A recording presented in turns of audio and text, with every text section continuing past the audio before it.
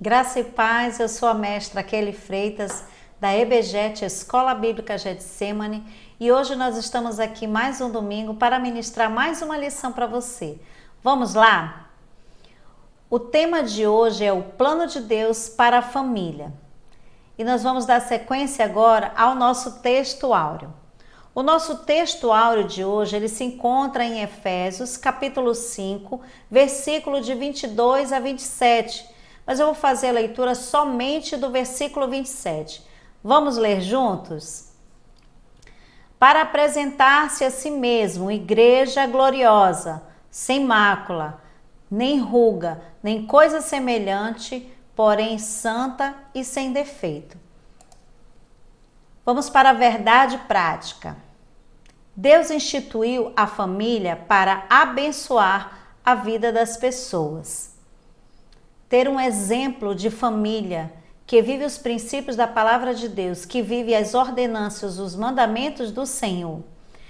Quando se tem uma família desta forma, as pessoas que veem a sua família, elas querem ter a mesma família que você tem. Então hoje nós vamos discorrer um pouco a respeito da família, quem instituiu a família e qual o papel de cada um, do pai, da mãe e dos filhos. Eu gostaria que você me acompanhasse junto comigo nos nossos próximos slides. Plano divino. Vontade de Deus. A família é um projeto que foi realizado, feito pelo Senhor, por Deus. Ele é o único que tem a patente desse projeto chamado família.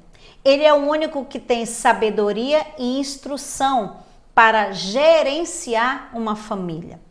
Então, ele nos deixou nesse tempo para mim e para você como um testamento, a palavra de Deus, a Bíblia. E dentro dela tem toda uma instrução para uma família, de como ela se portar, sobretudo nos dias de hoje, em meio ao pecado que sempre existiu. Mas o Senhor, ele discorre de uma forma bem detalhada. É por isso que nós sempre estamos invocando o povo de Deus a estar lendo e meditando a palavra de Deus. Prosperidade familiar. Respaldo bíblico está em Mateus, capítulo 6, versículos de 31 a 32. É possível ter uma família próspera nos dias de hoje? Claro que é. Mas é possível ter uma família perfeita? É difícil. Por quê? Por conta do pecado. E nós não somos perfeitos. Mas é possível sim ter uma família próspera e saudável. Como? Hoje o padrão que se estabelece é que para se ter uma família próspera é preciso ter muito dinheiro, ter um bom carro, um carro do ano, ter dinheiro para estar esbanjando em viagens, em compras de acessórios de ostentação. Mas a palavra de Deus, ela não nos diz isso. Ele fala aqui, quando nós vamos fazer esse estudo dessa palavra sobre a prosperidade familiar, o Senhor nos gerencia, nos ensina mediante a sua palavra que uma família, para ter prosperidade, ela precisa seguir os mandamentos e estatutos do Senhor. E elas vão ter sim a prosperidade do Senhor, a prosperidade que Deus quer dar para ela. A Bíblia fala que nós temos que primeiro buscar o reino de Deus para que as demais coisas nos sejam acrescentadas. Então é uma consequência de fidelidade ao Senhor. Você ter uma vida próspera, você ter um carro, uma casa, um apartamento, roupas adequadas para quem é cristão em Cristo Jesus, sem ostentação. É isso que eu quero dizer agora. É isso que a palavra nos remete. É ter uma prosperidade que vai te levar para os céus. Uma prosperidade sem ter a avareza, sem ter o espírito de miséria dentro de casa. Ok? Relações familiares. Efésios, capítulo 5, versículo do 22 ao 33. Eu vou reforçar mais uma vez a respeito de Efésios, capítulo 5. Leia todo na sua casa com mais detalhe, porque nesse texto ele discorre de uma forma bem detalhada o papel de cada um dentro do lar. As relações familiares, como eu falei na aula passada, tem que haver intimidade, tem que haver interação. Um tem que falar a língua do outro, tem que estar alinhado dentro de um lar. Só se pode estar alinhado quando todo mundo de dentro de um lar pratica e vive os mesmos princípios. A própria palavra de Deus fala que uma casa dividida, ela não subsiste. Mas quem precisa dar um norte dentro dessa casa é o cabeça de Deus, que é Cristo. Então convide hoje Cristo para estar dentro da sua casa, dirigindo e governando a sua casa. Conceito de família. Conceito divino. 1 Coríntios, capítulo 11, versículo 3. Enquanto nós estivermos nesse mundo, nós precisamos entender que nós precisamos viver os princípios e os conceitos divinos. Então, em Gênesis capítulo 1, versículo 27, diz assim: sede fecundos, multiplicai-vos, enchei a terra e sujeitai-a. Esse é o conceito divino para a família. Só se pode ser fecundo e multiplicar quando um homem voluntariamente decide se unir com uma mulher. E a partir daí venha um ser, o próximo ser, que posterior a isso vai se dar a essa próxima união que se chama casamento.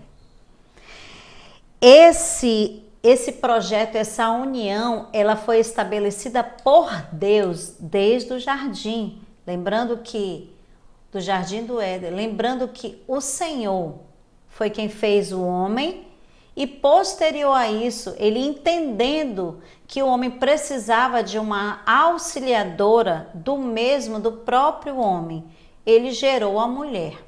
Segundo conceito social, 1 Timóteo, capítulo 3, versículo de 1 a 5.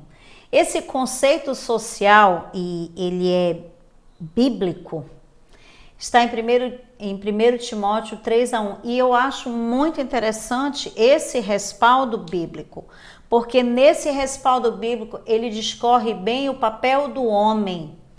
Ele descreve que o esposo ele não pode ser cobiçoso, ele não pode ser avarento, ele não pode ser espancador, ele tem que governar bem a sua casa e ensinar seus filhos na sujeição do Senhor. Meu Deus, quanta responsabilidade para um sacerdote, né? Na família, para Deus, o homem é o cabeça. Olha só, Jesus é o cabeça do homem. O homem é o cabeça da mulher. E Deus é o cabeça de Jesus. Olha que interessante. Então na Bíblia está bem discorrido quem é quem. A mulher, ela é a auxiliadora, né? E o mais interessante aqui é que ele fala nesse conceito que os filhos são o fruto dessa união. Então, o conceito dessa união social, ela é divino, porque só se pode gerar frutos, sementes, filhos, a partir de uma união de um homem com uma mulher. Ok? E agora nós vamos para o tópico 3, conceito legal. O respaldo bíblico é o mesmo da nossa lição, Efésios capítulo 5, do 22 ao 33. Mas eu vou falar de forma legal. A família é união voluntária de um homem com uma mulher nas condições sancionadas pela lei, de modo que se estabeleça uma família legítima. Eu estou falando aqui da Constituição Brasileira de 1988, tá? Está isso no artigo 226, ok? Uma família tradicional, ela é normalmente formatada por um homem e uma mulher, esposo, esposa, pai e mãe, unidos, olha só, unidos pelo matrimônio. Isso é a forma legal, pela lei, tá? E por um ou mais filhos, compondo assim um núcleo que se chama família. Olha que interessante, a lei concorda com a palavra de Deus. Que interessante. Aqueles outros conceitos de família que nós temos visto nos dias de hoje, eles fogem dos princípios instruídos por Deus, pela patente divina que quem criou essa família, esse ministério chamado família, foi o Senhor. Amém? Responsabilidade. Primeiro ponto, marido. Está em Efésios, capítulo 5, versículo 25. Como eu havia falado, o marido ele tem que ser que governe bem a sua casa, que ensine os seus filhos em sujeição, que ame a esposa como Cristo amou a sua igreja, fielmente. Ele não, como é que eu posso te dizer? Ele não flertou com ninguém. Então, nessa união entre duas pessoas, um homem e uma mulher, a terceira pessoa que entra nessa união se chama Jesus. É ele que entra no núcleo dessa relação, desse matrimônio. Ele é o centro, ele é o elo que vai unir esse casal.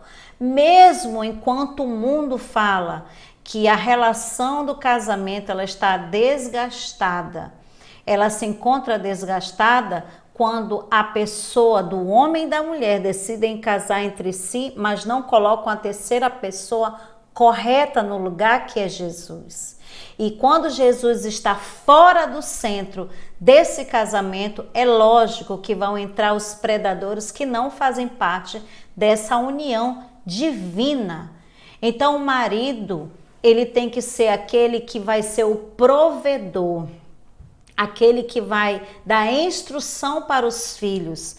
E quando a gente fala da sujeição, é aquele que vai ensinar a obedecer a palavra de Deus. Então, logo, se um pai obedece a palavra de Deus, consequentemente, o próprio filho vai seguir os princípios. Mas eu vou abrir uma aspa agora falando da esposa. Quando se existe um filho rebelde, é porque existe uma mãe que é insubmissa. Ora, se o filho vê a mãe que deveria se submeter, porque a palavra de Deus fala que a mulher tem que ser submissa ao marido, ela não se submete, ela não respeita o marido, consequentemente o filho, por ficar mais tempo com a mãe, né? Esse é o papel, seria dela ficar um pouco mais tempo por ser auxiliadora, idônea, ele vai imitar aquilo que a mãe faz. Por que que existem lares assim? Mulheres desrespeitando o sacerdócio. E eu não digo só em lá, não. Eu digo em muitas programações que nós assistimos hoje, a grande maioria delas é colocando o sacerdote em situações vexatórias, vergonhosas, realmente desclassificando o papel do sacerdote. E o Senhor não ensina isso na palavra dele. Ele fala que o sacerdote ele tem um papel muito forte dentro de um lar. 1 Timóteo 3 discorre muito bem. Eu gostaria que você na sua casa, você lesse, você que é sacerdote, 1 Timóteo capítulo 3. Leia ele todo, ele fala bem detalhado o papel do sacerdote, como ele tem que ser para sua esposa, para Deus, para o lar, para os seus filhos. Então, o papel de um sacerdote, além de tudo, dentro de um lar, para trazer proteção, instrução e provisão. Esse é o papel do sacerdote. É claro que no dia de hoje nós vemos tantas situações, por exemplo, mulheres que ganham um pouco mais do que seu esposo. Independente de ganhar mais ou não, ela precisa entender que ela tem que se submeter ao senhorio do seu esposo, que é o que a palavra diz, que ela tem que se submeter como se submetesse a Cristo Jesus. Agora nós vamos falar sobre a esposa, que também está em Efésios capítulo 5, versículo 22. Mas eu quero também abrir uma aspa a respeito de Provérbios capítulo 31, que ele fala da esposa, da mulher sábia e idônea que edifica a sua casa.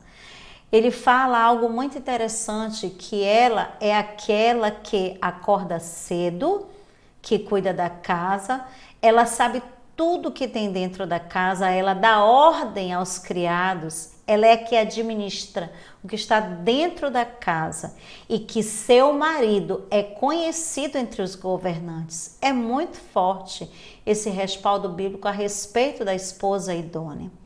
É muito simples de se saber como é que é uma esposa. É entrar em uma casa. Logo na entrada da casa você percebe se essa esposa ela é uma mulher que não é preguiçosa, porque a palavra de Deus fala isso, que a mulher sábia que edifica a sua casa, ela não é preguiçosa, né? Você olha para os filhos, você percebe se ela é uma mãe que educa os filhos nos princípios da palavra de Deus pelo comportamento dos filhos. Quando você entra dentro do lar, quando você observa o próprio esposo, o que ele está usando, o que ele está vestindo, você percebe que é ela quem faz todos esses adornos para o esposo, para os filhos, que cuida da casa. Então é muito fácil de perceber quando verdadeiramente uma mulher ela é sábia, quando ela é virtuosa, quando ela edifica a sua casa e principalmente quando ela é aquela que consolida o sacerdócio do marido. E o que é o consolidar o sacerdócio do marido? É aquela que vai estar sempre colocando o seu marido para cima. É aquela que vai estar sempre dizendo para ele, vamos lá, você vai conseguir, você é capaz, você pode. A palavra de Deus fala que tudo posso naquele que me fortalece. É aquela que vai estar olhando à frente as situações que talvez ele possa entrar e que não seja adequada, e é aquela que diga assim, marido, é o seguinte, vamos olhar essa circunstância melhor, será que é melhor? Vamos orar ao Senhor, vamos pedir direção. O apóstolo Marcos, ele dá sempre uma ilustração para nós aqui em nossas pregações, ele senta numa cadeira e coloca a apóstola atrás das costas dele. Sabe o que ele está falando ali? Ele está dizendo que ele é o sacerdote daquela casa, ele é quem governa, mas ela é que guarda a retaguarda dele. O papel da esposa é ser intercessora desse esposo, é guardá-lo, é ter ele como admirá-lo, admirar seu marido, respeitar o esposo, ouvir ele e fazer ser ouvida por ele também. Mas principalmente é aquela que vai manter a luz da palavra acesa dentro da sua casa. Então a esposa ela tem esse papel de manter a luz da palavra. Ela é quem vai gerar debaixo dos seus joelhos filhos e maridos mesmo fiéis ao Senhor, assim como ela será fiel ao Senhor. O homem, o sacerdote, ele é o anjo da porta da casa. O que uma mulher, uma esposa quer de um homem? Que ele dê proteção, que ele a proteja, ela quer se sentir segura, mas ao mesmo tempo que ela quer se sentir segura, ela quer ter um marido que o admire. Então, se um homem verdadeiramente, ele é um homem de Deus, ele pratica os mandamentos, estatutos e juízos, ele é um homem sim para ser admirado por uma mulher, por uma esposa e pelos filhos também. Agora eu vou discorrer sobre pais e filhos, que está em Efésios capítulo 6, versículo de 1 a 2. Todos nós somos filhos, amém? Então deixa eu te falar, o ponto alto para os filhos era obedecer. Então, como é que um filho honra um pai e uma mãe? Que esse é o único princípio bíblico que fala e que tem promessa: a longevidade, vida saudável quando se honra um pai e uma mãe. E eu quero ir mais além. Agora eu vou falar da paternidade divina. O Senhor, Ele é um Deus, a Bíblia fala que Ele é galardoador daqueles que o buscam. Então, se Ele vê que eu e você, que somos filhos, nós, dentro da nossa pequenez humana, dentro das nossas falhas humanas, nós fazemos de tudo para viver uma vida santa, sermos separados para o Senhor aqui na terra, praticando os mandamentos, estatutos e juízos. O Senhor, Ele realmente, Ele nos faz trilhar por pastos verdejantes. Ele nos faz trilhar por caminhos onde verdadeiramente as portas elas não vão se abrir, elas vão literalmente se escancarar para mim e para você. Porque o Senhor nos chama para nos ter uma vida em abundância, é assim que a palavra de Deus fala. Mas isso tudo perpassa pelo princípio, o princípio da obediência, o princípio de honrar a Deus, de honrar os nossos pais, de honrar as autoridades que foram instituídas para as nossas vidas, como o presidente, como os nossos pastores, os nossos apóstolos, aqueles que têm algum tipo de autoridade em nossa direção, nossos patrões, nossos professores. Hoje a palavra obediência e honra, elas estão tão deturpadas, tão destruídas nos dias de hoje, que é tão difícil. Você hoje, no meio de hoje, você só vai conseguir ter uma família equilibrada em Deus quando você verdadeiramente honrar cada um desses que eu falei. Honrar a Deus, honrar ao sacerdote, que é o pai, que é o esposo, honrar a mãe, a esposa, amá-la, respeitá-la, e os filhos obedecer a essas autoridades. Nós precisamos entender isso. Hoje, com tudo isso que vem acontecendo, até mesmo nós começamos a observar que a todo momento o mundo ele quer colocar instruções que ferem o projeto de Deus chamado família. Todo o tempo querendo destruir a família. Dizer que há modelos diferentes, há modelos verdadeiramente diferentes. Infelizmente, esses modelos, eles nunca vão ter multiplicação, nunca vão crescer, não podem dar frutos, não podem dar semente, que são os filhos. A palavra de Deus fala que os filhos são a herança do Senhor. Então, eu e você, nós somos a herança do Senhor. E para nós termos a longevidade, a vida próspera e abençoada, se nós cumprirmos esse princípio de obedecer os mandamentos e estatutos do Senhor, nós seremos aqueles que teremos os sucessos divinos, aquele sucesso que vai agradar a Deus, chegar como aroma suave, e as demais coisas vão nos ser acrescentadas. E agora eu quero passar para o nosso final, a nossa aplicação pessoal. O conceito primordial para o sucesso em todas as relações familiares é o amor. Então, e não atentar para isso é negligenciar o plano divino para a sua família. Não seja negligente com a sua família. Se você ama a sua família, ensine eles sob a luz da palavra de Deus. E agora eu quero orar por você e sua família, para que cada um entenda o seu papel e pratique. E seja uma bênção, que a sua família seja testemunho para outras famílias quererem colocar Jesus dentro do seu lar. Vamos orar? Pai, no nome de Jesus, hoje, Senhor, eu quero te apresentar cada uma dessas vidas que estão aqui conosco, acompanhando esta aula.